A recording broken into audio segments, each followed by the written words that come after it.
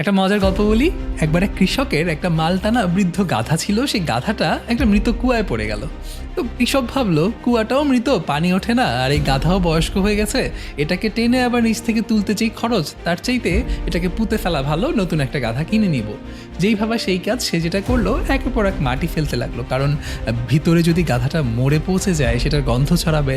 তার চেয়ে কুয়াটা যদি পুঁতে দেয়া হয় মাটি ফেলে, তাহলে সব প্রবলেম সলভড আর কি। গাধাটা কি করলো জানেন? সেই মাটির চাঙড়গুলো একের পর এক পড়ছে না, সে গা ঝাড়া দিয়ে মাটিগুলো নিচে ফেলতে লাগলো এবং একের পর এক সেই মাটির উপর সে ভর করে উঠতে লাগলো। এবং যতক্ষণে পুরো কুয়াটা মাটি দিয়ে ভরে গেল, দেখা গেল গাধাটা ওই মাটির উপর ভর দিয়ে দিয়ে উপরে উঠে চলে এসেছে। আপনার জীবনেও কি কখনো এমন হয়েছে যে মনে হয়েছে চারপাশের মানুষ যেন আপনাকে পুঁতে ফেলতে চাচ্ছে, একের পর এক মাটি ছুঁড়ে মারছে? কিংবা মানুষ না, জীবনে একের পর এক এমন ঘটনা ঘটছে মনে হচ্ছে আপনি একদম তলানিতে পৌঁছে যাচ্ছেন? তখন এই গাধাটার কথা মনে করতে পারেন, কিন্তু যেই মাটি ছুঁড়ে মারা হচ্ছে সেই মাটি গা থেকে ঝেড়ে ফেলে দিয়ে সেটার উপর দাঁড়িয়ে সেটাকে স্টেপিং স্টোন বানিয়ে নিজের উপরে আবার উঠে আসার, টিকে থাকার রসদ কিন্তু আপনি জোগাতে পারেন।